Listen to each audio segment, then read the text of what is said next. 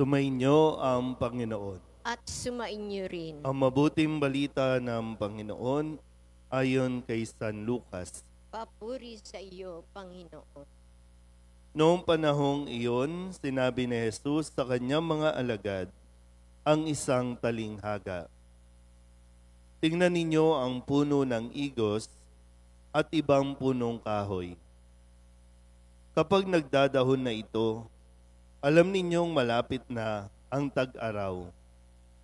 Gayun din naman, kapag nakita ninyong nangyayari na ang mga ito, malalaman ninyong malapit nang maghari ang Diyos. Tandaan ninyo, magaganap ang lahat ng ito bago ang lahat ng taong o bago mamatay ang lahat ng taong nabubuhay sa ngayon.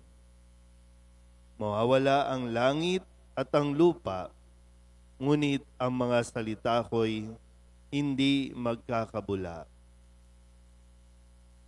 Ang mabuting balita ng Panginoon. Pinupuri ka namin, Panginoong Hesukristo. Isang magandang umaga po sa inyong lahat. Magandang umaga po, Father. Ngayon po ay Biyernes na ika-34 o huling linggo sa karaniwang panahon at 2 araw na lamang o mula ngayon at bukas ay magpapalit na tayo ng kalendaryo pagdating sa liturhiya ng ating pong pagdiriwang at papasok na tayo para sa unang linggo ng panahon ng Adbyento. At sa mga huling mga bahagi na atin pong naririnig, para may pagtatapos na sa pagdating sa unang pagbasa sa Aklat ng Pahayag, muli yung pangitain na ipinagkaloob kay San Juan na makita niya kung ano ang mangyayari pagdating ng kahatulan. Lahat ng mga nakalista ang pangalan sa Aklat ng Buhay ay doon sa kaharian ng Diyos. Samantalang yung mga kahit ang sabi dito, kahit yung mga namatay na ay bubuhayin para humarap sa pinakahuling judgment o paghatol na ibibigay ng Diyos. Pero may yun namatay na, tapos haharap ka para ihatol pa. Hindi pa pala yun yung kasi sabi kahit yung mga nandun na sa Hades, sa impyerno, haharap pa rin para talaga tanggapin yung pinaka-ultimate judgment na ibibigay ng Diyos. Pero sabi nga dito, yung mga nanatiling nananalig, mga nabuhay para kay Kristo, mga namatay dahil sa mabuting balita, lahat sila ay naroroon sa langit. Nakita ito ni San Juan. Kaya maganda lang din na mapaalalahanan tayo kung yung katotohanan nga na bahagi ito ng ating pananampalataya. Maniwala man ang tao o hindi, haharap tayo sa ganitong yugto ng buhay natin. Kaya nga sabi din ni Kristo sa huling talinghaga na kanya pong ipinaliwanag sa kanyang mga alagad na mawawala ang lahat ng bagay sa langit at sa lupa, ang matitira lang yung salita na hindi magkakabula, hindi yung para bang mapuprove o mapapatunayan na talagang lahat ay nangyari ayon sa sinabi ng Diyos. At habang pinagninilayan ko po ito kagabi, dahil nga sabi ko parang paulit-ulit yung theme, yung tema, mensahe na tungkol sa pagwawakas o tungkol sa pagtatapos. Tapos sabi niya, yung salita ko hindi magkakabula. Then, sabi ko, sino ba nag-a-attend ng misa sa umaga? Matatanda. May mga edad na. Sige, ayaw niya matanda. Mga matured na. Pero sabi ko, paano kaya, Kapag sa ngayon ba sa estado ng buhay natin, halimbawa, karamihan sa inyo, yung mga anak ninyo may kanya-kanya ng buhay, may kanya-kanya ng pamilya. Yung iba, mag-isa na lang. No? Nauna na yung asawa eh.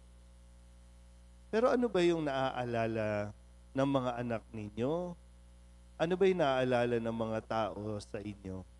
Meron ba silang masasabing ito yung mga salita na inyong mga sinasabi sa kanila?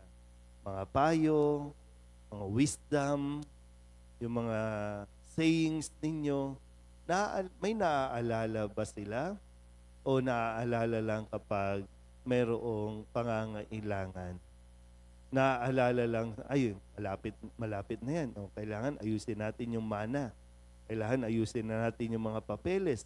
Yun ba ang naaalala? O ang naaalala nila ay yung mga salita na bumusog sa kanila at humubog sa kanilang pagkatao? Dahil simula pa lang sa pagkabata ay talagang pinapayuhan ninyo, binibigyan ninyo ng mga magagandang salita. Ano yung naisasalin natin sa kanila? Kasi di ba minsan yung expressions ninyo, nakukuha nila, yung mga gawain ninyo, halimbawa, no? Dahil madalas nyo silang dinadala sa simbahan, ngayon na may sarili silang pamilya o kaya na nilang mag-isa, nakukuha nila itong ginagawa ninyong pagsisimba araw-araw. At yung mga payo, no? Yung mga payo, meron ba silang naaalala mula sa inyo? Maganda rin na mapagnilayan kasi no, tayo, kumbaga, kung gumamit si Jesus ng isang puno o isang punong kahoy na pag nagdadahon na, no, yumayabong na, nagiging tanda kasi ng panahon natin, di ba? No, kapag tinignan mo yung mga puno, ay magtatag-ulan na, ay magtatag-araw na. Nakikita yan eh. Tayo din na mga pwedeng ituring na mga puno ng sambahayan. Hitik ba tayo sa magagandang mga salita? Hitik ba tayo sa magagandang payo? Na kapag lumapit ang mga kabataan, lumapit ang mga apo ninyo, may maganda ba silang makukuha sa atin bilang mga puno? O pag nawala tayo sa mundong ito, wala na talaga. Tuluyan na tayong makakalimutan. Tutusin naman talaga, no? Yung lolo ninyo, kayo ay lolo't lola na ngayon. Yung lolo ninyo, hindi na kilala ng mga apo ninyo eh. Pero dahil ito yung natutunan mo sa kanila, ipinapasa mo, no? At madalas natin sinasabi, classic man, itong natutunan ko sa inyong lolo na ipinapasa ko sa inyo.